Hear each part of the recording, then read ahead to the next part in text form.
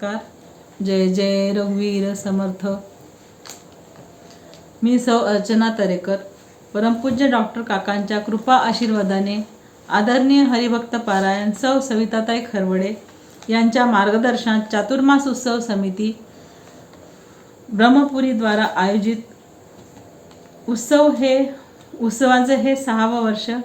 या चातुर्मास उत्सवात आपण सर्व साधकांचे स्वागत. परमपूज्य डॉक्टर काकांना व गुरुमाऊली आदरणीय सौ सविताताईंना वंदन करते. या वर्षीच्या चातुर्मासात आपण तुकाराम गाथेचे वाचन करतोय. आजच्या प्रवचनात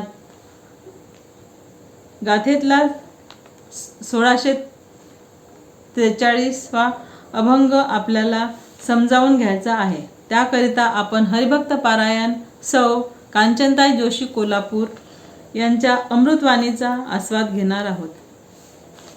हरिभक्त पारायण सौ कांचनताई जोशी ह्या व्यवसायाने स्त्रीरोग तज्ज्ञ व प्रसूती तज्ज्ञ म्हणून 25 वर्ष कार्यरत होत्या. 2017ला त्यांनी व्यवसायातून निवृत्ती घेतली. परमपूज्य डॉक्टर काकांच्या त्या अनुग्रहित आहेत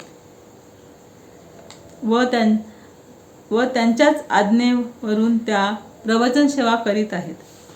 मनाचे श्लोक, तुकाराम गाथा, ज्ञानेश्वरी इत्यादी विषयांवर त्यांचे प्रवचने होतात. अशा ज्येष्ठ व श्रेष्ठ प्रवचनकार सौ कांचनताईकडून 1643व्या अभंगाचे विस्तृत वर्णन आपल्याला ऐकायला मिळणार आहे. अभंग असा आहे. ब्रह्मरस गोडी तयाची फावली, वासना निमाली समूळ ज्याची, नाही त्या विटाळ अखंड सोहळा, उपाधी वेगळा जाणीवेचा, मन हे निश्चळ झाले एके ठाई, तया उने काही निज सुखा, तेची पुण्यवंत पर उपकारी, प्रबोधी त्या नारी नरलोका, तुका मने त्याचे पायी, पायपोस होऊन या वास करीन तेथे. ज्यांची अविद्येसह वासना नष्ट झाली, त्या मुक्त पुरुषांसच आनंदाची गोडी अनुभवाला येते. त्याला कोणताही विटाळ नसतो. तो अखंड सोहळाच आहे. कारण तो विचाराने देहादिकांचे तादात्म्य नाहीसे करून कार्यकारात्मक उपाधीपासून तो वेगळा झालेला असतो. त्यामुळे त्यास मी देह आहे असा भ्रम नसतो. एवढेच नव्हे तर मी ब्रह्म आहे ही जाणीवही त्याच्या ठिकाणी नसते. ज्याचे मन एका आत्मस्वरूपाच्या ठिकाणी स्थिर झाले, त्याला आत्मसुखाची जाणीव कशी असणार? तोच खरा पुण्यवंत असून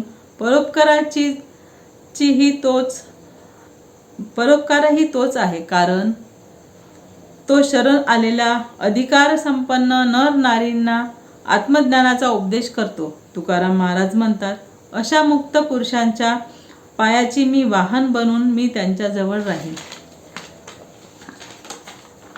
मी हरिभक्त पारायण आदरणीय सौ कांचनताईंना विनंती करते की त्यांनी आपल्या अमृतवाणीने प्रवचनास सुरुवात करावी. तत्पूर्वी मी एक भजन सादर करते. कुणी काही म्हणा मज भान नसे, कुणी काही म्हणा मज भान नसे, जळ देहाचा अभिमान नसे, कुणी काही म्हणा मज भान नसे, परी एकची चिंतन ध्यानी मनी, परी एकची चिंतन ध्यानी मनी, मनमोहन दर्शन हो नयनी, मनमोहन दर्शन हो नयनी, त्यासाठीच जीव वेडावत हा, त्यासाठीच जीव वेडावत हा, हे सकल जगत ही ओस दिसे, कुणी काही म्हणा मज भान नसे, कुणी काही म्हणा मज भान नसे, जळदेहाचा अभिमान नसे, कुणी काही मना मज भान नसे. पशुपक्षी जरी दिसतील वनी, पशुपक्षी जरी दिसतील वनी, त्याशीच पुसे मन धावनिया, त्याशीच पुसे मन धावनिया. सांगाल कुणी मनमोहन तो, सांगाल कुणी मनमोहन तो. त्या भेटी विना जीव शांत नसे, कुणी काही मना मज भान नसे, कुणी काही मना मज भान नसे. जळदेहाचा अभिमान नसे, कुणी काही मना मज भान नसे. अविकार प्रभूचे रूप सदा, अविकार प्रभूचे रूप सदा. मन निर्मल ठेविल सत्वगुणी, मन निर्मल ठेविल सत्वगुणी. तुकड्या मने जीवन मानस हे, तुकड्या मने जीवन मानस हे. प्रभूच्या स्वरूपाविना व्यर्थ दिसे, कुणी काही मना मज भान नसे, कुणी काही मना मज भान नसे. जळदेहाचा अभिमान नसे, कुणी काही मना मज भान नसे, कुणी काही मना मज भान नसे. गुरुर्ब्रह्मा गुरुर्विष्णू गुरुर्देवो महेश्वरः, गुरुः साक्षात् परब्रह्म तस्मै श्री गुरवे नमः. ब्रह्मानन्दं परमसुखदं केवलं ज्ञानमूर्तिं, द्वन्द्वातीतं गगनसदृशं तत्त्वमस्यादिलक्ष्यम्, एकं नित्यं विमलमचलं सर्वधी साक्षिभूतं, भावातीतं त्रिगुणरहितं सद्गुरुं तं नमामि. शुकासारिके पूर्णवैराग्य जाचे, वसिष्ठा परिज्ञान योगेश्वराचे, कवी वाल्मिका सारिखा मान्य ऐसा. नमस्कार माझा सद्गुरु रामदासा. जय जय रघुवीर समर्थ. 3-4 महिन्यापूर्वी या कार्यक्रमाविषयी सविताताईंचा फोन आला. चातुर्मासाच्या निमित्त दरवर्षी सविताताई या फार मोठ्या कार्यक्रमाचे आयोजन करतात हे मला माहिती होते आणि त्यात सहभागी होण्याची इच्छाही होती. पण शेवटी ईश्वरी इच्छे पुढं काहीच चालत नाही.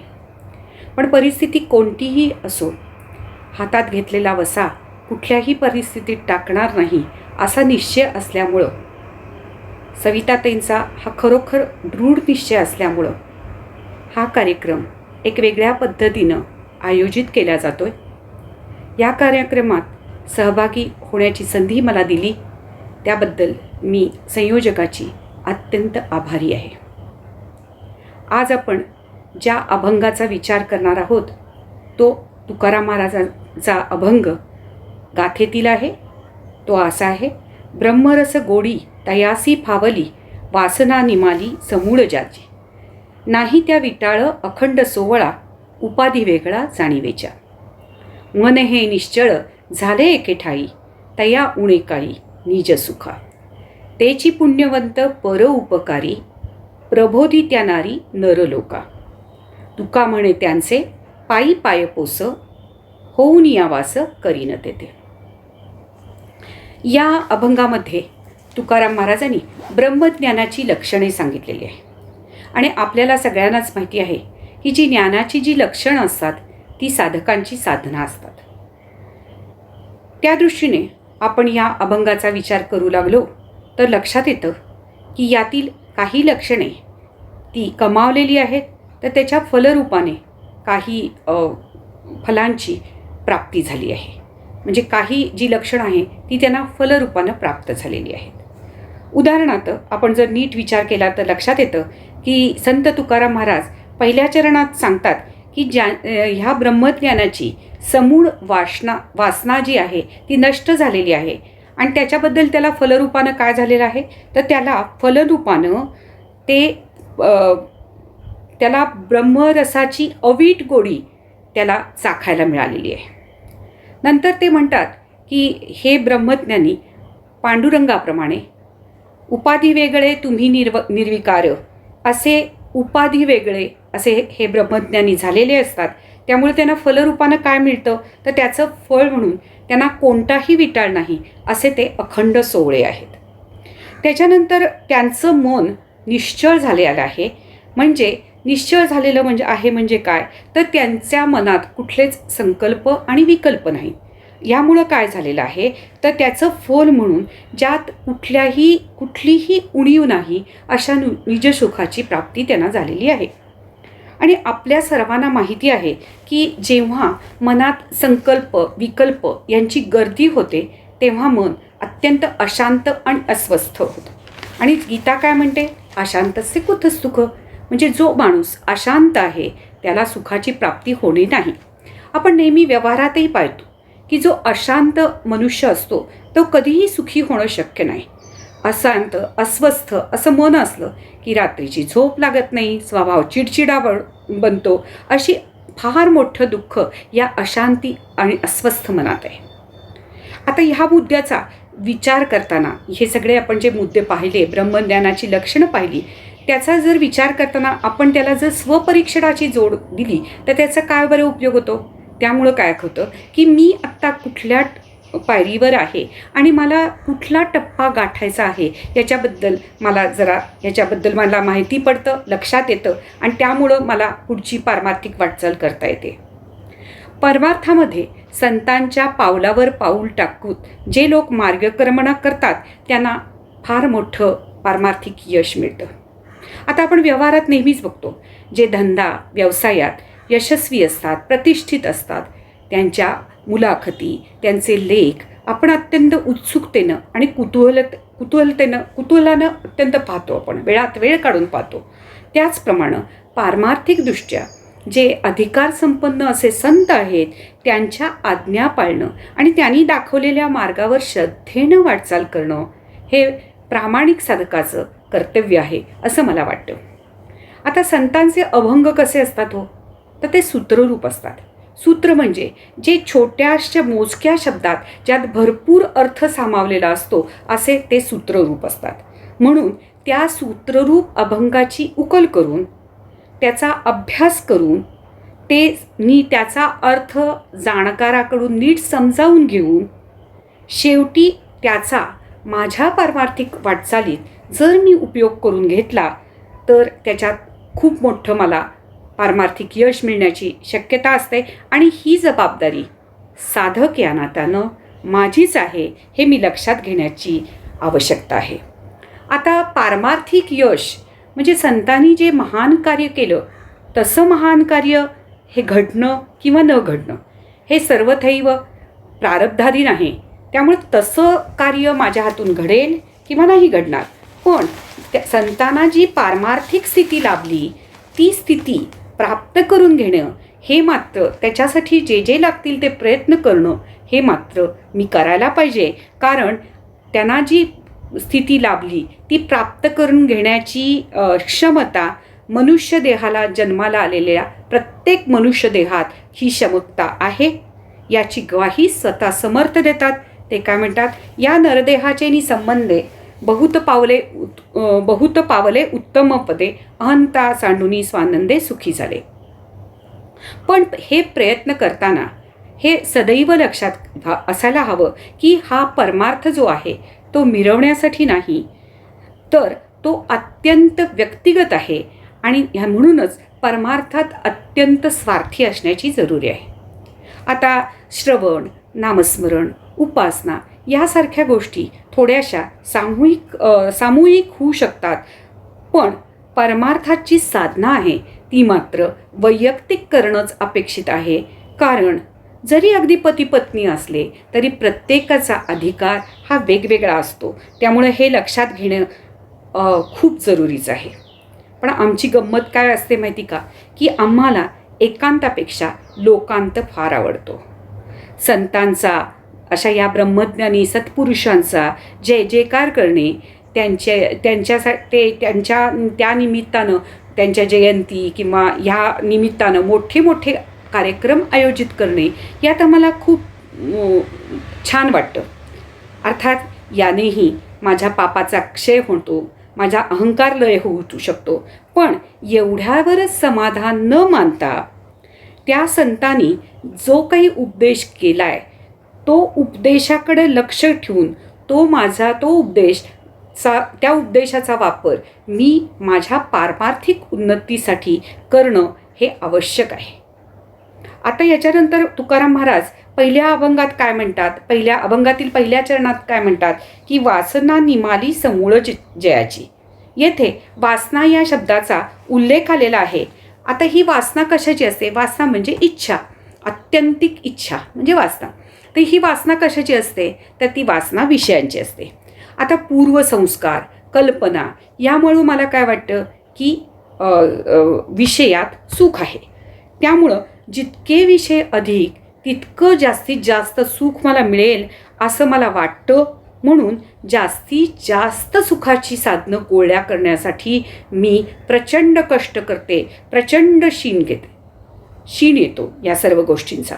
पण गंमत अशी आहे की कितीही सुखाची साठेबाजी, सुखसाधनांची साठेबाजी केली तरी त्यातून अखंड, एकरस, अवीट, शाश्वत सुखाची प्राप्ती होते का हो? नाही होत. आपल्या सर्वांचा हा अनुभव आहे की कितीही आपण वासना पुरवल्या तरी त्याची शांती, तृप्ती काही होतच नाही. मग सर्वांचा अनुभव उलटा काय आहे, की किती आपण इच्छा पुरवल्या तर तृप्ती तर होतच नाही, उलट वासनाग्नी आणखीन अधिक प्रदीप्त होत जातो. हा आपला सर्वांचा अनुभव आहे.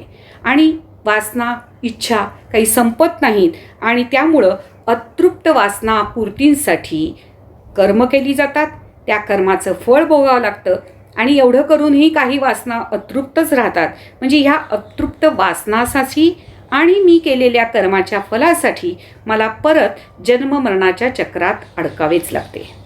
शास्त्र सांगते जन्म घ्यावा लागे वासनेच्या एवढ्या अशा या वासना एकदम शक्तिशाली आहेत, ज्या अगदी मोठे भले भले लोक असतात त्यांनाही या वासना अत्यंत दीनवाणं करून सोडतात.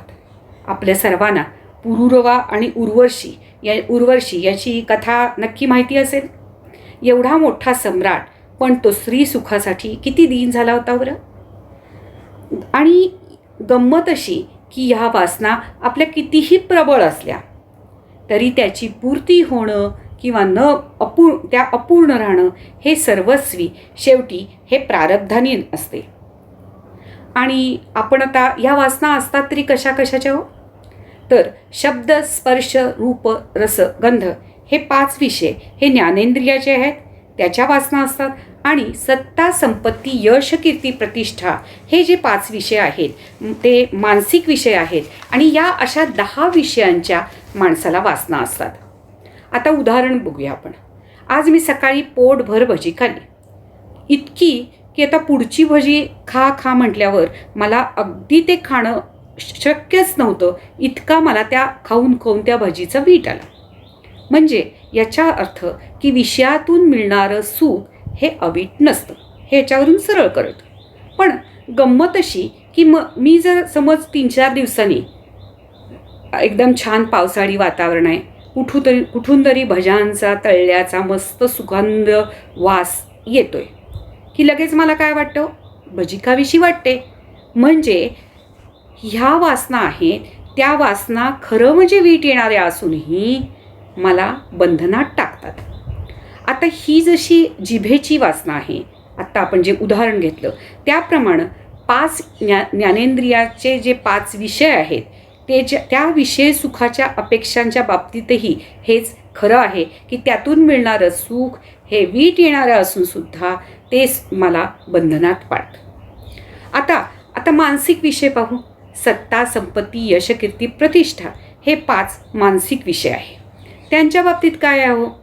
आता माझ्याकडं कितीही दागिने असले, लॉकरमध्ये दागिने पडून आहेत, पण मी एखाद्या लग्न समारंभाला गेले, दुसऱ्याच्या गळ्यातला एखादा हार किंवा नेकलेस पाहिला, तर मला तसा हार किंवा नेकलेस करून घेण्याची इच्छा होतेच ना. हीच गोष्ट कीर्ती आणि प्रतिष्ठेची सुद्धा आहे बरं. एखादा कार्यकर्ता असतो, तो नगरसेवक बनतो, नगराध्यक्ष, सरपंच बनतो, महापौर बनतो, पण तरी त्याला पुढं आमदार, खासदार व्हावे वाटतेच की नाही. म्हणजे अशा या इच्छा, वासना कधीही पुऱ्याच होत नाहीत. आणि गंमत म्हणजे अशा कितीही तुमच्या वासना, इच्छा असल्या तरी त्याची पूर्ती होणं हे पूर्णपणे प्रारब्धाधीन असते. त्यामुळं अपेक्षित आणि नियोजित याच्यात अखंड झगडा चालू असतो. आणि हा झगडा असल्यामुळं काय होतं की जर माझ्या मनाप्रमाणे झालं, माझ्या अपेक्षित आहे त्याप्रमाणे जर झालं तर मला सुख होतं. अपेक्षित प्रमाणे नाही झालं, कमी मिळालं तर मग अतृप्ती वाटते, असमाधान असते, दुःख असते. दुसरी गोष्ट अशी, जे मला हवं आहे ते दुसऱ्यांना मिळालं तर त्यांच्याबद्दल ईर्ष्या वाटतो, द्वेष वाटतो, मत्सर वाटतो. म्हणजे अशी ही दुःखाची मालिका काही केल्या संपतच नाही. आता हे सर्व जे सत्ता, संपत्ती, यश वगैरे हे ज्यांना मिळतं ते तरी सुखी असतात का हो? शास्त्रामध्ये संपत्तीचे अनेक तोटे सांगितलेले आहेत. एक म्हणजे ह्या लोकांनाही आपली ही सत्ता, संपत्ती, यश, कीर्ती वगैरे जी मालिका आहे ती टिकेल का नाही अशी अखंड भीती असते. आपल्या संपत्तीचे रक्षण होईल का नाही म्हणजे चोरांपासून त्यांना भय असते.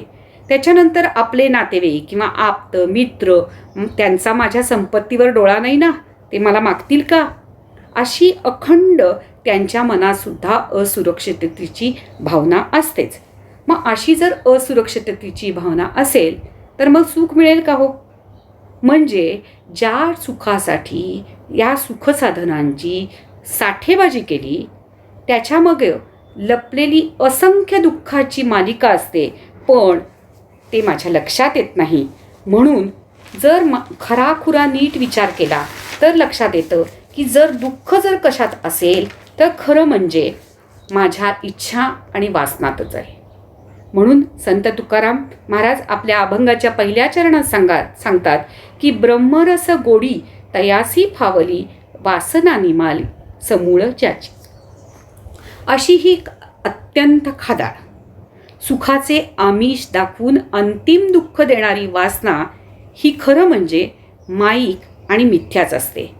पण माईक मिथ्या असूनही तिचे सामर्थ्य एवढे असते की ती जीवाला बंधनात टाकते. पण संत सत्पुरुष हे काय करतात, त्यांनी या वासनांचा समूळ नाश केलेला असतो. आता हा नाश, वासनांचा नाश त्यांनी कसा केला ते त्यांच्या वाङ्मयात आढळतं किंवा त्यांच्या प्रवचनात आढळतं, उपदेशात हे सांगितलेलं असतं. हे संतांचे फार मोठे उपकार आपल्यावर आहेत. त्यांचं खरं म्हणजे स्वतःचं काम झालेलं असतं, पण या भवसागरात गट्टांगळा खाणाऱ्या लोकांची त्यांना अत्यंत कळवळा येतो. म्हणूनच म्हणतात ना, बुडती या जन देखवे ना डोळा, येतो कळवळा म्हणूनही. अशी ही लाभाविण प्रीती करणारी अशी ही कळवळ्याची जात असते. म्हणूनच याच कारणासाठी तुकाराम महाराज याच अभंगाच्या शेवटच्या चरणात म्हणतात की असे जे संत सत्पुरुष आहेत त्यांच्या पायातील वाहन बनून राहण्यासाठी सुद्धा माझी तयारी आहे, त्यात मला फार मोठा आनंद मिळेल. आता वासनांचा समूळ नाश करण्यासाठी काय करावं तुकाराम महाराज आपल्याला सांगतात.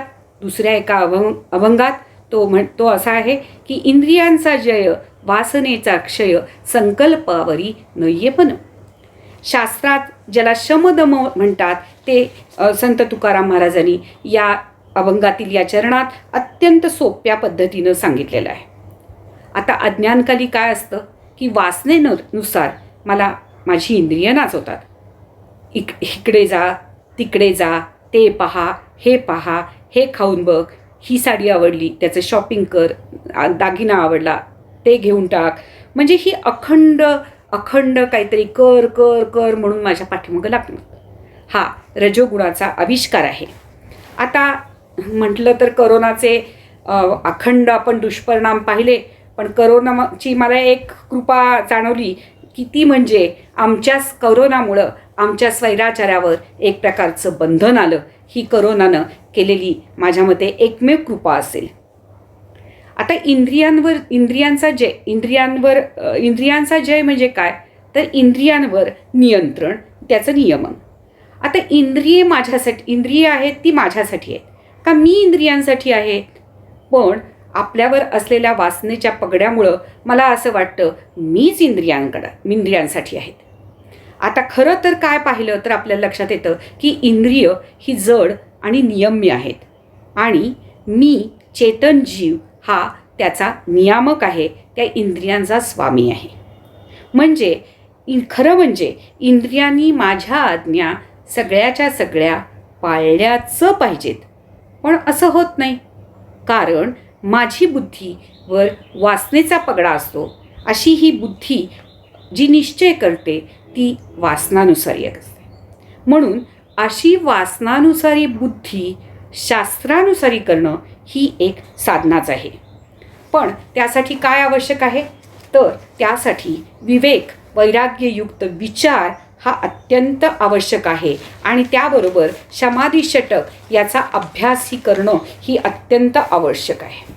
आता संत काय आपल्याला सांगतात की विषय सुख हे अनित्य आहे, अशाश्वत आहे, वीट येणारे आहे, प्रारब्धाधीन आहे. पण आपल्याला काय वाटतं, विषयात सुख होते. ॲक्च्युली काय असतं की विषयात जो आपल्याला सुख लाभतं ते खरं म्हणजे त्यावेळेला आत्मसुखच प्रगट होत असतं, पण याचा आपल्याला अज्ञानकाली याची आपल्याला माहितीसुद्धा नसते. आता समाधी षटक, आत्मानात्म, शाश्वत अशाश्वत, नित्यानित्य असा विवेकयुक्त विचार जेव्हा आपण करतो त्यावेळेला वासनांचा क्षय होतो आणि वासनांचा क्षय झालं की आपोआपच आतलं आत्मसुख आहे ते प्रगट होतं आणि ब्रह्मसुखाची अवीट अशी गोडी चाखायला मिळते.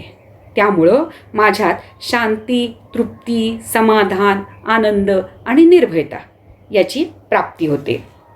आणि गंमत काय माहिती का, की एकदा ब्रह्मरसाची गोडी की चाखायला मिळाली की काय होतं की ती गोडी इतकी अवर्णनीय असते की मग चित्त त्यालाच पकडून घट्ट बसतं आणि मग असं घट्ट पकडून बसलं की मग असा ब्रह्मज्ञानी त्या आत्मानंदात अखंड, त्या ब्रह्मरसात अखंड डुंबत असतो.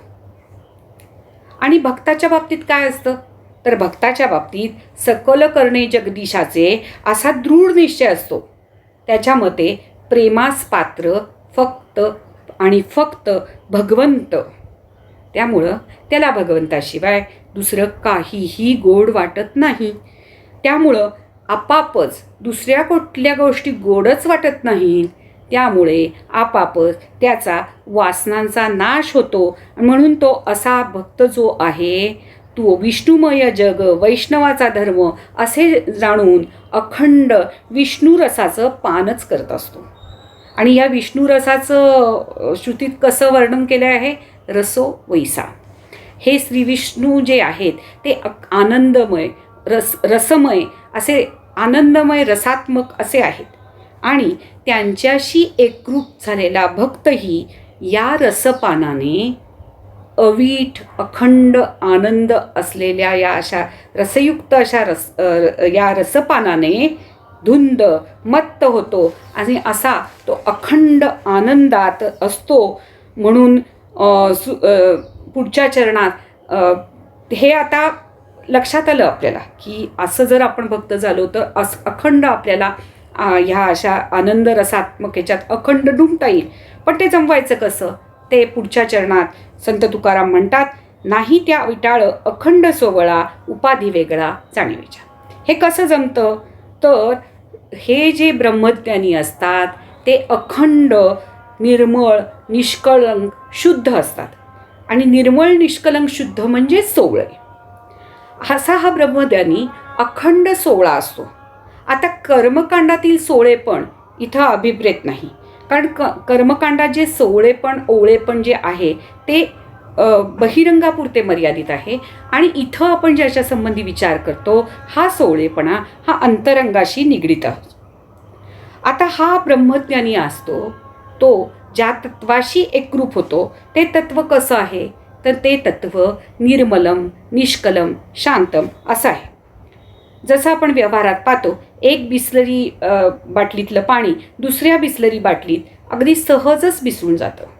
त्याप्रमाणे ज्याचं चित्त शुद्ध शांत चैतन्याकार झालेला आहे जो असा अखंड सोहळा आहे तो तसाच निर्मलम निष्कलम शांतम असल्यामुळं तो सहजच ब्रह्माकार आत्माकार होऊ शकतो. ज्याप्रमाणे एका बिसलरीतलं पाणी दुसऱ्या बिसलरीत सहजच मिसळून जातं त्याप्रमाणे हा सहजच त्याच्याशी एकरूप होऊ शकतो. आता हे ब्रह्मज्ञानी अखंड सोहळे आहेत आणि आम्ही ओळे कावर आहोत तर त्याला कारण आमचं चित्त हे त्रिगुणामुळं विकारामुळं देह म्हणजे मी कर्तृत्व भोक्तृत्व या भ्रमामुळं आमच्या चित्ताला मालिन्य आलेले असतं त्यामुळं आमचं चित्त अशुद्ध असतं. आता व्यवहारात आमचा अनुभव आहे की एखादं पांढरं स्वच्छ बेडशीट घातलेलं असलं तर मला त्याच्यावर बसायला खूप आनंद होतो. पण हेच जर एखादं अस्वच्छ असं बेडशीट असलं तर त्यातनं मला तेवढं बरं वाटत नाही, म्हणजे थोडंसं जरा वाईटच वाटतं. म्हणजे याचा अर्थ असा आहे की स्वच्छतेबद्दल माझ्या मनात अनुकूल भाव निर्माण होतात तर अस्वच्छतेबद्दल माझ्या मनात प्रतिकूल भाव निर्माण होतात. आणि शास्त्र काय सांगते अनुकूल संवेदनम सुखम प्रतिकूल संवेदनम दुःखम. मग असं का बरं होतं?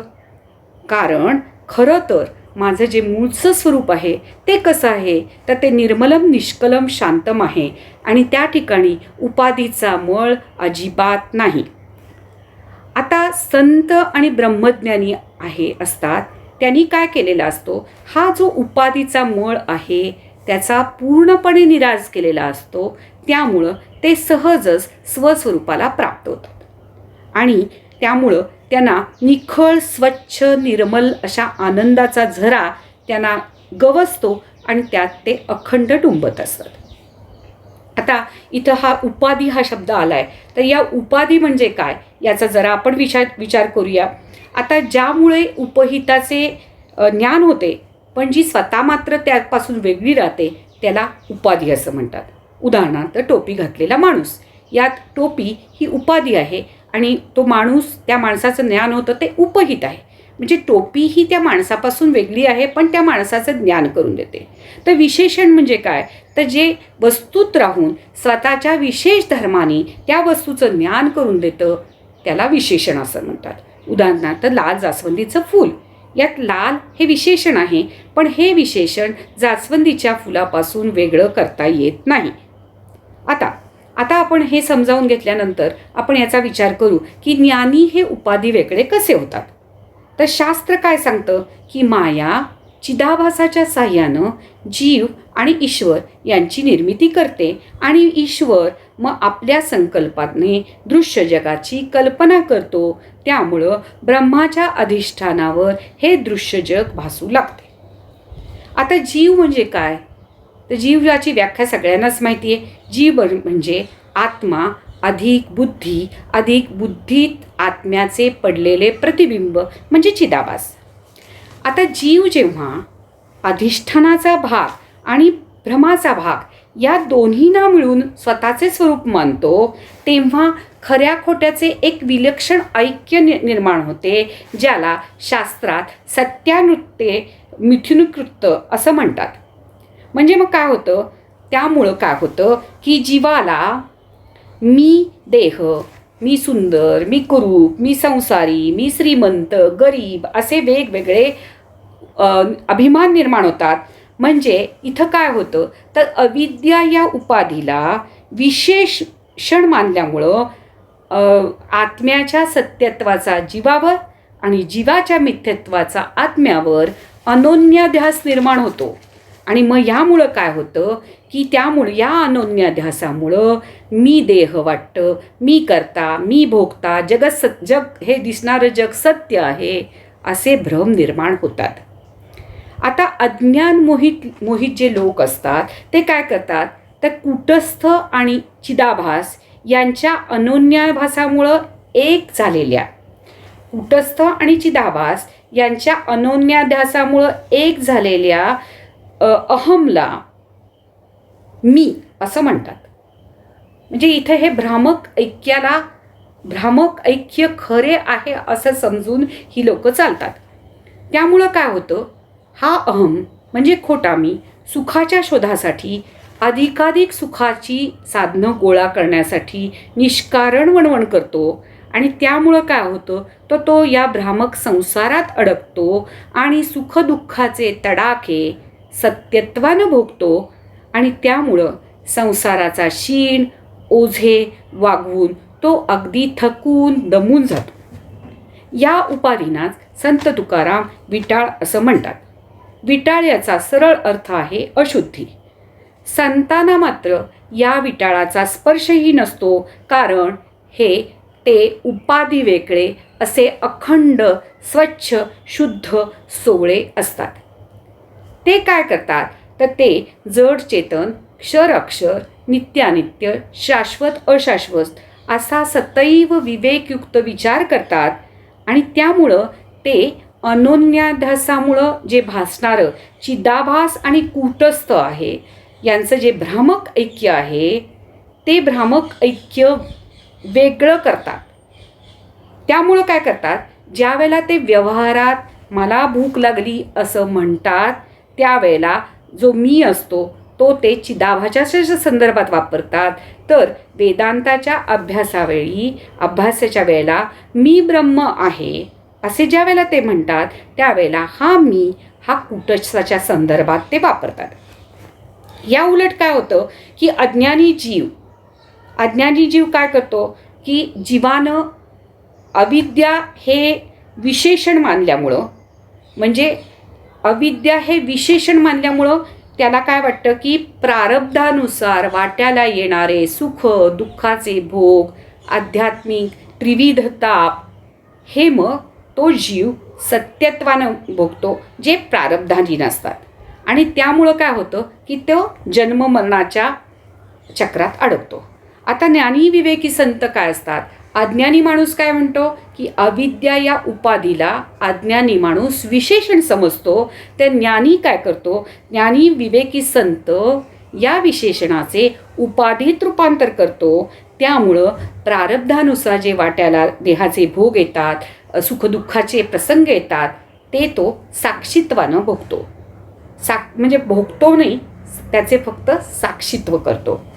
आता या अवस्थेचे माऊली वर्णन करतात की एथ आत्मा आत्मयाचे ठाई देखीचे देहीचा धर्मू देही ऐसे देखणे ते पाही अन आहाती. किती सुंदर वर्णन केलं या ज्ञानेश्वर माऊलींनी. तर अशा अनासक्ती आणि विवेक वैराग्याच्या आधारे ज्ञानी काय करतात, तर उपाधी वेगळे तुम्ही निर्विकार असे ते उपाधी वेगळे निर्विकार होऊन त्या परमात्म्याशी किंवा स्वरूपाशी एकरूप होतात आणि जसं आपले जे स्वस्वरूप आहे ते जसं अखंड आनंदमय सुखरूप आहे, भगवंत जसा सुखरूप आहे त्याच्याप्रमाणे तेही सुखरूप होतात. आता हे त्यांनी कसं केलेलं असतं, तर त्यांनी संसाराचा बाध केलेला असतो. बाध म्हणजे काय, तर जी वस्तू दिसत असूनही ती सत्य नाही असा जे निश्चय करणं याला बाध करणं असं म्हणतात. उदाहरणार्थ मृगजळ आपल्याला दिसतं, पण जेव्हा आपल्याला मृगजळ त्यातलं मिथ्यात्व कळतं तेव्हा ते मृगजळ दिसत असलं तरी आपल्याला असा ठाम निश्चय असतो की हे मिथ्या आहे. त्याप्रमाणे ज्ञानी संसारात घडणाऱ्या मोडणाऱ्या गोष्टींपासून अत्यंत अलिप्त आणि असंग असतो, कारण त्यांचा जगत मिथ्यात्वाचा जो निश्चय आहे तो दृढ अपरिवर्तनीय असा झालेला असतो. तर भक्ती मार्गानुसार काय असतं की सकळ करणे जगदीशाचे किंवा त्याचा तोची जाणे अशी त्यांच्याकडं 100% ईश्वर शरणागती असते. त्यामुळं त्यांना संसाराची बाधाच होत नाही. त्यांची अवस्था अशी असते की उपाधी वेगळे तुम्ही निर्विकार, कहीच संसार तुम्हा नाही. पांडुरंगाशी एकरूप झाल्यामुळं तेही असे उपाधी वेगळे झालेले असतात. त्यामुळं या प्रपंचाचा लेशही त्यांना लागत नाही, त्याचा प्रपंचाचा त्यांनी बात केलेला असतो. आता त्यांचं म्हणणं कसं असतं की देह संसार करतो आणि माझं चित्त म्हणजे त्यांचं चित्त हे भगवंताच्या पायापाशी एकवटलेलं असतं, स्थिर झालेलं असतं. म्हणून संत गोरोबा काय म्हणतात की तुझे रूप चित्ती राहो, मुखी तुझे नाम, देह प्रपंचाचा दास सुखे करू काम. म्हणजे देह आहे तो प्रारब्धानुसार वाट्याला आलेलं 100% काम हे करणारच, पण माझं चित्त मात्र भगवंता तुझ्या पायाशी अखंड स्थिर राहू दे, एवढीच त्यांची इच्छा असते.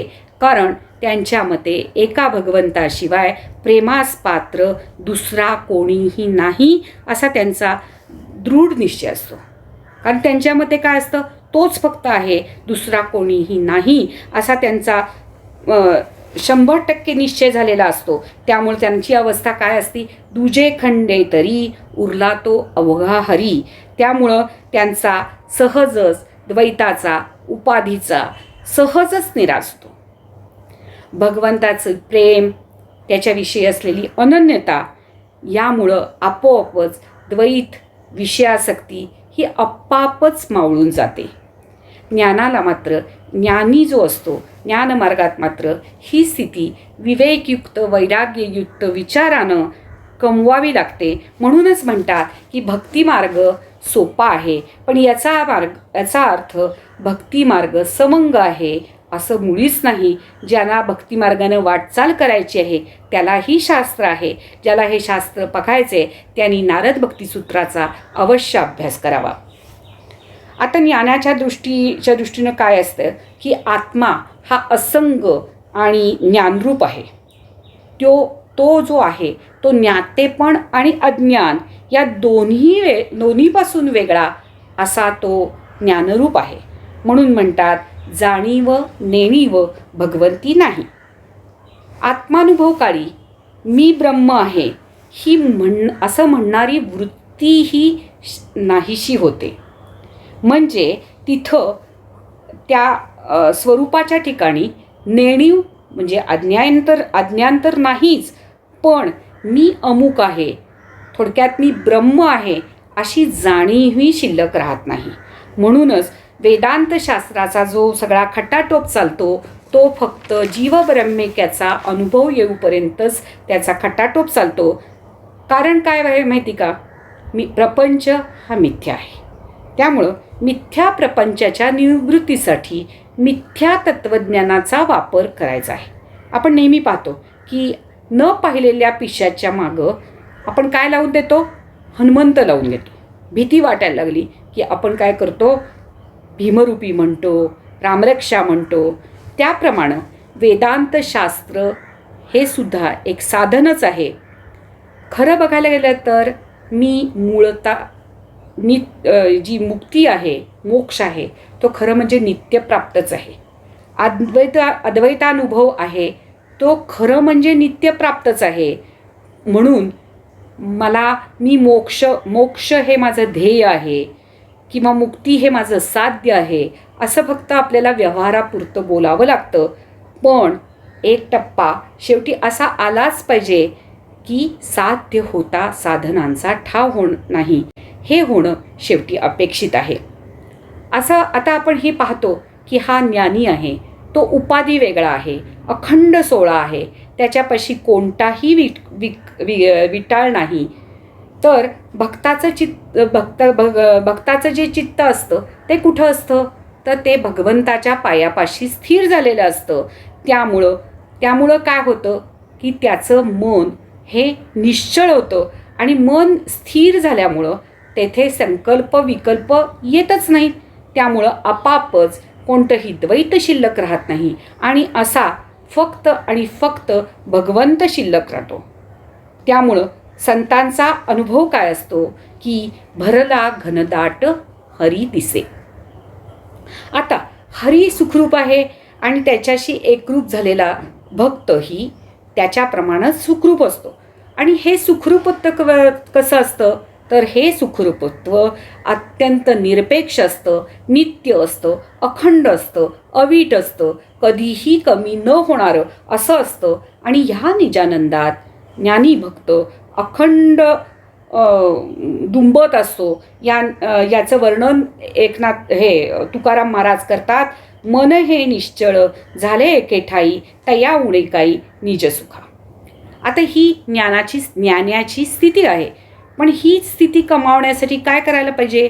तर एक म्हणजे भगवंताचं होणं हेच माझ्या आयुष्याचं प्रमुख काम, मुख्य काम असा माझा 100% निश्चय व्हायला पाहिजे. आणि मग मी भगवंताचा कसा होईन असा अखंड ध्यास लागायला पाहिजे. आणि असं झालं तरच मग भगवंताचं होता येतं. पण आम्हाला भगवंत नक्की कशासाठी हवा असतो हो? ह्याचा प्रामाणिकपणे प्रत्येकानं विचार करायला हवा. मला भगवंत हा भगवंतासाठीच हवा असतो का माझ्या इच्छा वासना या पुऱ्या करण्यासाठी हवा असतो? हे जर प्रत्येकानं तपासून पाहिलं तर ह्याचा फार मोठा फायदा परमार्थात आपल्याला होईल. आम्हाला सुखाच्या अपेक्षेनं, इच्छा अपेक्षांनी आम्ही भगवंताचा धावा करतो. पण शेवटी भगवंत ईश्वरही कर्मविपाक सिद्धांतानं बांधलेला आहे. त्यामुळं काय होतं की सुखाची इच्छा आम्ही जरी किती केली तरी काही वेळेला पदरात पडतं दुःख.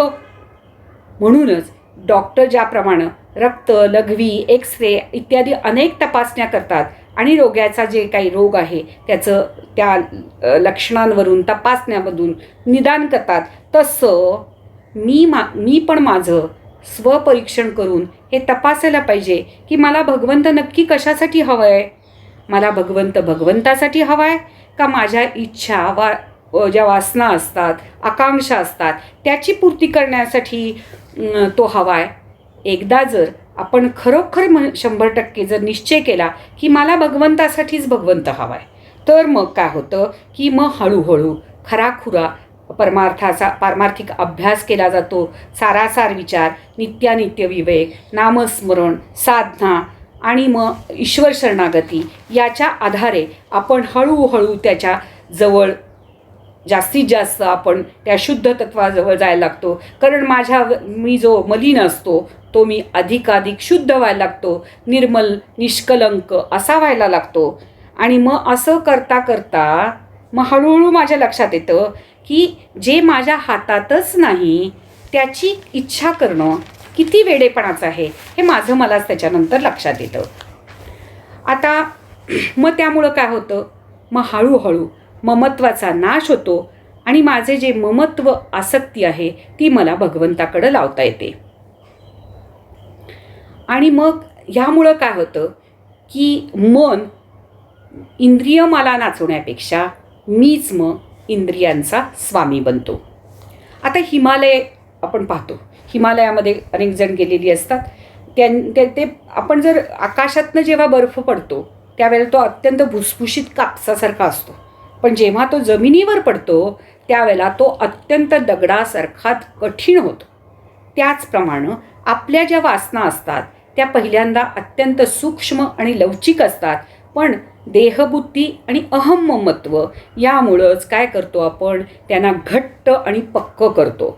आणि मग त्यामुळं काय होतं, मी स्वनिर्मित मायाजाळातच अखंड आणखीन आणखीन आणखीन बुडत जाते आणि त्यामुळं मग मला बाहेर पडणं कठीण जातं.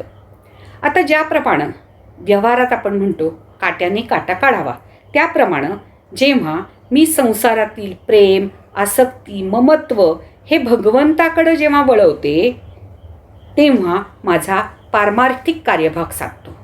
म्हणूनच संत मीराबाई म्हणतात, मेरे तो गिरीधन गोपाल दुसरो न कोय. असं झालं की मग काय होतं की कर्तव्याचा प्रपंच आणि प्रेमाचा परमार्थ होतो. मग हळूहळू आपापच वासनांच्या पाठीमागं, इच्छा आकांक्षाच्या पाठीमागं सैरावैरा धावणारं मन हे हळूहळू निश्चळ व्हायला लागतं. हळूहळू संकल्प विकल्प हे कमी व्हायला लागतात. म्हणजेच भक्तीच्या भाषेत बोलायचं झालं तर माझं चित्त भगवंताच्या चरणी स्थिर होतं आणि ज्ञानाच्या भाषेत बोलायचं झालं तर माझं जे मन आहे, चित्त आहे, ते आत्माकार होतं. आता आत्मा कसा आहे हो? तर आत्मा असंग, निश्चळ, अढळ, निर्विकार आहे, ज्याचं वर्णन करतात चळेना ढळेना ढळेना चळेना असं ते तत्व हे सर्वत्व व्यापून असल्यामुळं इकडं तिकडं हालचाल करायला कुठंही जागाच नाही. मग अशी अशी स्थिती जर मला प्राप्त करून घ्यायची असेल, असंगत्व, अढळ असं जर हे तत्व ते मी आहे असा मला अनुभव घ्यायचा असेल तर काय करायला पाहिजे? ते संत तुकाराम महाराज सांगतात, न करी रे संग राही रे निश्चळ लागो नेदी मळ ममतेचा. असा संत आपल्याला त्यांच्या परीनं अखंड उपदेश करत असतात, पण तो उपदेश मी किती मनाला लावून घेतो त्याच्यावर माझी पारमार्थिक यश हे अवलंबून असतं. संत मला सांगतात की ममत्वाचा मळ लागू देऊ नकोस. आणि आम्ही काय करतो? अगदी त्याच्या विरुद्ध व्यवहारात करतो. आम्ही व्यवहारात ममत्वाचेच गोडवे गातो. उदाहरणार्थ, अमुक एक व्यक्ती इतकी प्रेमळ मायाळू आहे की त्याच्या छायेखाली त्या कुटुंबाचा संसार अगदी सुखानं चालू आहे. म्हणजे मग काय होतं? कुठंतरी बरं वाटतं आणि मग मी माझा गृहस्थाश्रम काही केल्या सुटत नाही. पण एक गंमत माहिती का? जग हे अत्यंत स्वार्थी असतं. जगाचा व्यवहार कसा चालतो? आत्मा नसतो कामायम सर्वम प्रियम भवती, हे वास्तव आहे. पण हे वास्तव लक्षात न घेतल्यानं आम्ही या तथाकथित रेशीम गाठीत बद्ध होतो. माहिती आहे ना की लाकूड पोखडणारा भुंगा जसा कमलिनीत अडकतो त्याप्रमाणे आम्ही कितीही स्ट्रॉंग असलो तरी या संसाररूपी रेशीम गाठीत बांधले जातो. म्हणून संत आपल्याला पावलोपावली सावध करतात की सावध साक्षेपी दक्ष तया तात्काळची मोक्ष. माया, ममत्व, आशा, अपेक्षा ह्या सगळ्या काय आहेत? ह्या सगळ्या सोन्याच्या बेड्या आहेत. पण बेड्या काय? त्या सोन्याच्या असू देत नाही तर लोखंडाच्या. बेड्या या बेड्याच असतात ज्या जीवाला बंधनात टाकतात. मग ह्या बेड्यातनं सुटायचं कसं तेही सांगतात संत. काम क्रोध मोह ठाईची निमाले अवघी आनंदाची सृष्टी झाली. म्हणजे या सोनेरी बेड्यातनं सुटा आणि विभक्ताचा आणि असं सुटलं की काय मिळतं हो? ठीक आहे, असं केलं काय मिळतं? तर त्यामुळं विभक्ताचा भक्त होतो आणि विभक्ताचा भक्त झाल्यानंतर जे निरपेक्ष अवर्णनीय असं सुखाची प्राप्ती, सुखरत्वाची प्राप्ती आहे त्याचा भोग अनन्य भक्तानंच घ्यावा. असा हा अद्वैतानुभव आल्यावर काय होतं? द्वैत हे पूर्णपणे बाधित होतं आणि आमच्या सुखदुःखाला कारण असल्याने क्रियाप्रतिक्रियाचे खेळ पूर्ण संपतात. कारण जिथं क्रियाप्रतिक्रिया, जिथं द्वैत असतं तिथं भय असतं, तिथं दुःख असतं. म्हणूनच म्हणतात द्वितीयाद्वै भयं भवती. पण एकमेव अद्वितीय अशा भगवंताशी एकरूप झाल्यावर काय होतं? तर आनंदाचे डोही आनंद तरंग, आनंदाची अंग आनंदाचे, अशी स्थिती प्राप्त होती. आता असे हे ज्ञानी स्वतः तर आनंदाच्या सागरात डुंबत असतातच, पण तसं असून सुद्धा त्यांचं बाणा कसा असतो? ते त्या इतर लोकांच्या प्रमाणच वागतात. कारण त्यांना आज्ञाच असते की माऊलींची आज्ञाच आहे तशी, मार्गाधारे वर्तावे विश्वते मोहरे लावावे अलौकिक न होवावे लोकांप्रती. संत नामदेव, तुकाराम, रामदास, गोंदवलेकर महाराज यांनी स्वतःची अंतरस्थिती सांभाळून केवढं महान कार्य केलं हे आपल्या सगळ्यांनाही माहिती आहे. म्हणजे एवढं मोठं कार्य केलं, पण आतली जी अंतरस्थिती आहे, एवढ्या लोकांना सन्मार्गाला लावलं, पण त्याला अंतरस्थितीला मात्र धक्का अजिबात लावला नाही. म्हणून त्यांचं वर्णन असं सांगतात की जो जनामध्ये वागे, जो जनामध्ये राहे, परी जना वेगळ्या गोष्टी सांगे, ज्ञानतयाच्या अंतरी जागे ते हे साधू, असे हे साधू असतात. आता गोंदवलेकर महाराज काय म्हणतात की उपदेश सगळे संत करतात बरं का आपापल्याप्रमाणे. आता गोंदवलेकर महाराज काय सांगतात की तुम्ही साखर समजून जरी मीठ खाल्लं तरी ते खारटच लागणार, ते गोड लागणं शक्य नाही.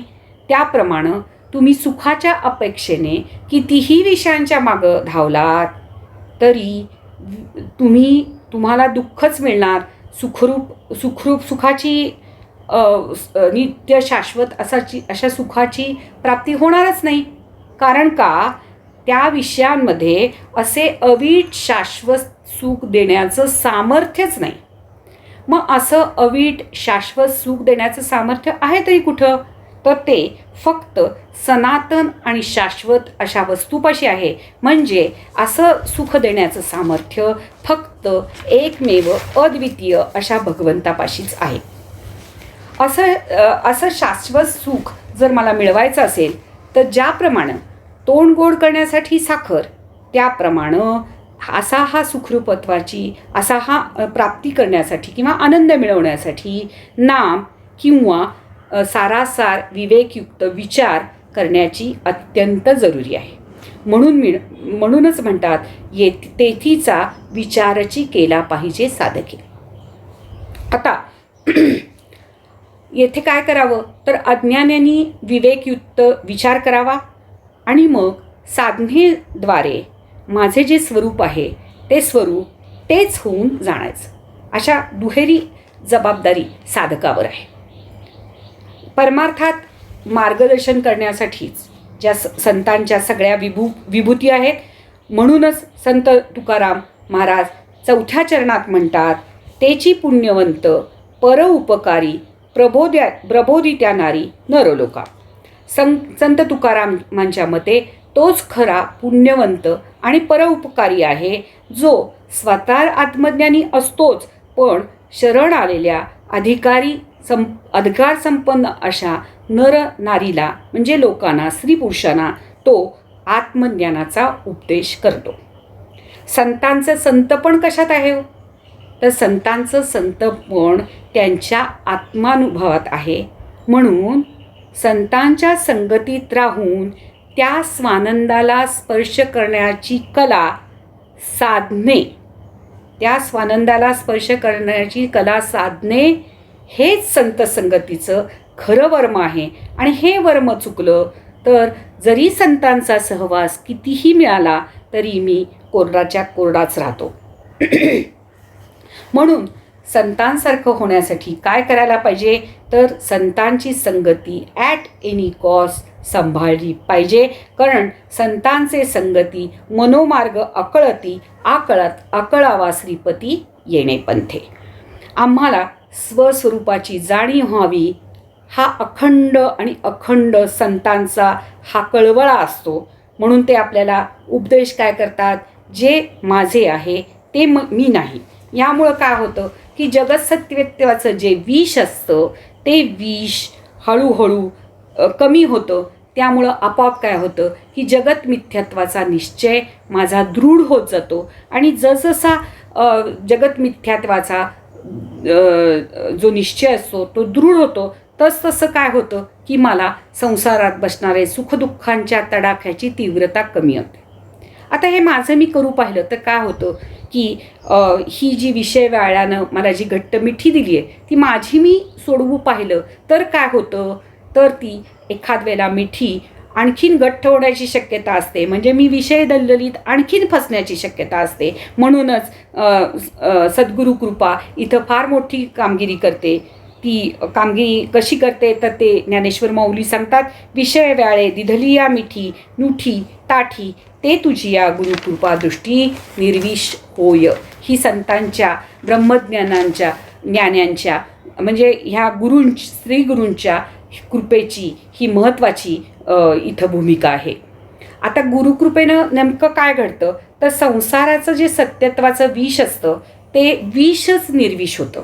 म्हणजे वेदांत श्रवण, संत उपदेश, गुरुकृपा यामुळं आमच्यावर जे देहाचे कर्तृत्व भोगता देह म्हणजे मी याचे कर्तृत्व भोगत्वाचे जगत सत्यत्वाचे जे काल्पनिक बंधन माझ्यावर आहे ते बंधन विवेकयुक्त विचार, जसं मी सद्गुरू सांगतात त्याप्रमाणे विवेकयुक्त विचार करायला लागते, तसं हे जे काल्पनिक बंधन आहे ते हळूहळू ते सुटायला लागतं किंवा त्यातून मी हळूहळू मुक्त होऊ लागते. त्या संतांनी जगत सत्यत्वाचा बाध केलेला असतो. म्हणजे काय केलेलं असतं तर जे खरं म्हणजे दिसतं पण ते खरं नाही असा दृढ निश्चय, हे आपण पाहिलं, पण हे सत्य नाही असा दृढ निश्चय होणं म्हणजे बाध करणं. संतांना हे जग मृगजळापणे मिथ्या आहे असा या संतांचा सतत दृढ निश्चय असतो. त्यामुळं ज्ञानी जे संत आहेत ते संत आम्हाला फक्त एवढंच सांगतात की तुम्ही सुखाच्या अपेक्षानं या जगाकडं, या विषयांकडं हे धावताय, पण हे जग सत्य नाही असं ते आम्हाला जगाच्या खऱ्या स्वरूपाचं त्यांच्या उपदेशाद्वारा, प्रवचनाद्वारा, वाङ्मयाद्वारा असं आम्हाला परोपरीनं समजावून सांगतात की ज्याला तू सत्य समजतो ते जग मिथ्या आहे. आणि असं या जगाच्या मिथ्यत्वाचा ज्ञान करून देणं आणि स्वतःच्या खऱ्या स्वस्वरूपाची ओळख करून देणं हे संतांचं म्हटलं तर कर्तव्य आहे. म्हणूनच म्हणतात ना, नाचू कीर्तनाचे रंगी ज्ञानदीप लावू जगी. ज्ञानाने अज्ञानाला, जे ज्ञानी असतात त्यांनी अज्ञानाला ज्ञानी करावे. पण हे करत असताना, जनात वावरताना संतांची अनासक्ती, वैराग्य, ज्ञान याला जराही धक्का लागत नाही. नाटकात माहिती ना, नट जशी आपली भूमिका अगदी मस्त भूमिका पार पडतो, पण नाटक संपलं की तो नटाच्या भूमिकेपासून अलग होतो. त्याप्रमाणे संतही आपली भूमिका उत्तम वाटत असतात. त्यामुळं आपण काही महान कार्य करतोय अशी जाणीवही त्यांना नसते. फक्त वाट्याला आलेली भूमिका जास्तीत जास्त चांगल्या पद्धतीने करायची हीच त्यांची भूमिका असते. कारण का, ऐसा कीजे की जगन्नाथू आभारू पडे. आपल्या वाट्याला आलेली जी भूमिका आहे ती इतकी उत्तम करायची की त्या परमात्म्यालाही त्याचं ओझं वाटायला पाहिजे. अशा संतांची थोरवी सांगताना संत तुकाराम शेवटच्या चरणात म्हणतात, तुका म्हणे त्याचे पायी पाय पोस होऊन यावास करीन तेथे. अशा संतांच्या पायातील वहाण होऊन राहणं सुद्धा तुकाराम महाराजांना पसंत आहे. कारण संतांच्या सहवासात फक्त आणि फक्त निर्भेळ आनंद आणि सुखरूपत्व याचीच प्राप्ती होते. संतांच्या मते हे दृश्य जग म्हणजे काय आहे तर एक भगवंताची लीला आहे. आणि आम्ही त्याच्या या खेळात आम्ही कसे सहभागी होतो तर आम्ही म्हणजे कळसूत्री भावल्या असतो, ज्याच्या दोरा त्या भगवंताच्या हातात असतात. त्यामुळे तो जसा नाचवतो तसं आम्हाला नाचावंच लागतं. वाट्याला आलेला रोल उत्तमपणे वठवणे हेच फक्त आमच्या हातात असतं. आणि असं हे वठवता कधी आमच्या वाट्याला स्तुती सुमने येतील तर कधी माझ्या वाट्याला निंदा येतील. पण शेवटी स्तुती सुमने आणि निंदा या संतांच्या दृष्टीने सारखीच असतात. कारण स्तुती सुमने आणि निंदा हे तरी शेवटी काय आहेत तर ते फक्त शब्द आहेत. आम्ही त्या शब्दांना सत्यत्व देतो, त्यामुळं आम्हाला ते अनुकूल किंवा प्रतिकूल वाटतात. म्हणजे दोष परत कुणाचा आहे म्हणजे दोष परत आमचाच आहे. आणि हे सत्य मानल्यामुळं अनुकूल प्रतिकूल भावना निर्माण होतात आणि आम्ही सुखी किंवा दुःखी होतो. पण ज्ञानी लोकांना याचं काहीच वाटत नाही, कारण त्या शब्दांना ते सत्यत्वाचा दर्जाच देत नाहीत. त्यामुळे त्यांची भूमिका काय असते, कोणी निंदा कोणी वंदा, अमुचा स्वहिताचा धंदा. निंदेला निंदा आणि स्तुतीला स्तुती असं आपलं त्यांचं व्यावहारिक वागणं त्यांना कधी जमतच नाही. त्यामुळे त्यांच्याकडं क्रिया आणि प्रतिक्रिया यांचे खेळ अजिबात नसतात. त्यांच्या मते दृश्य जगत हा भगवंताने त्यांच्या मनोरंजनासाठी मांडलेला एक खेळ आहे. नटनाट्य अवघे संपादिले सोंग भेद दाऊ परी रंग न पालटे. समष्ट ब्रह्मांडभर त्या लीलाधारीचा खेळ चालू आहे. भगवंत आपल्याबरोबर खेळतोय, आपण भगवंताबरोबर खेळतोय. पण जेव्हा मी विसरते की हा खेळ आहे, त्याला खेळ हा एवढेच मूल्य आहे आणि ह्या खेळातील मी फक्त त्या भगवंताचा एक खेळगडी आहे, हे जेव्हा विसरलं जातं तेव्हा हा संसार मला अक्राळ विक्राळ रूपानं भेडसावायला लागतो. मला सुखदुःखाचे तडाखे देतो. कर्तव्याच्या ओझ्यानं मी अगदी दमून जातो, त्याचा मला शीण येतो. पण जेव्हा या घडीच्या बदलत्या दोन घडी असलेले हे जे बदलते देखावे आहेत, त्या देखाव्यांना मी जेव्हा खरे मानणे सोडून देते, तेव्हा मग ही संसार ही एक रंगभूमी आहे आणि त्या रंगभूमीत त्या दिग्दर्शक कोण आहे, तर तो नटराज आहे. आणि त्या नटराजाच्या खेळात मी जेव्हा त्याचा सहकारी होऊन त्याच्याबरोबर खेळायला सुरुवात होते, तेव्हा तो लीलाधर अणुरेणूत मला खेळताना आढळतो. बरं, मग काय होते, अणुरेणूत तो खेळताना आढळला की मग त्या खेळात पण एक मोठी गंमत येते. आणि मग तो खेळ, त्याचं चरण सोडून दुसरं कुठंच जायची इच्छा होत नाही. म्हणून म्हणतात ना, आता कोठे धावे मन तुझे चरण देखलिया. असं स्थिती प्राप्त झाली, अशी स्थिती ज्यांना प्राप्त झाली, हे ज्यांना समजलं, आशांच्या चरणाची सेवा लाभावी म्हणून संत तुकाराम सुद्धा म्हणतात बरं, की यांच्या पायातील वहाण होऊन राहणं ही मला पसंत आहे. जे एवढे मोठे संत तुकाराम त्यांच्या पायातील वहाण होऊन राहण्यास पसंती दर्शवतात, मग माझ्यासारखी तरी, आपल्यासारख्यांची तरी काय कथा. म्हणूनच हे सर्व ज्यांना समजले, निदान त्या चरणांची सेवा करण्याची संधी तरी आपल्या सर्वांना मिळावी, अशी सद्गुरुचरणी प्रार्थना करते आणि थांबते. जय जय रघुवीर समर्थ. जय जय रघुवीर समर्थ. हरिभक्त पारायण सौ कांचनताई ह्यांनी आपल्या अमृतवाणीने साध्या सोप्या पद्धतीने अभंग समजावून सांगितला, त्याबद्दल त्यांचे मनपूर्वक आभार मानते. सर्व श्रोत्यांनी एकचित्ताने प्रवचन ऐकले, त्याबद्दल त्यांचे आभार. ही प्रवचनाची ज्ञानगंगा घरोघरी पोचावी, या कोरोनाच्या काळात सुद्धा सर्वांना घरबसल्या प्रवचनाचा लाभ मिळावा, याकरिता दिवसरात्र झटणाऱ्या आमच्या गुरुमाऊली सौ आदरणीय सविताताईंचे सुद्धा मनपूर्वक आभार. त्यांचं पाहूनच समाजातील वैचारिक व मानसिक प्रदूषण दूर करण्याकरिता त्यांचा जन्म झालेला आहे असे वाटते. सर्व संतांचे विचार आपल्यापर्यंत आणण्याकरिता त्या अथक परिश्रम करतात. पुनश्च एकदा त्यांचे आभार मानते. सोबत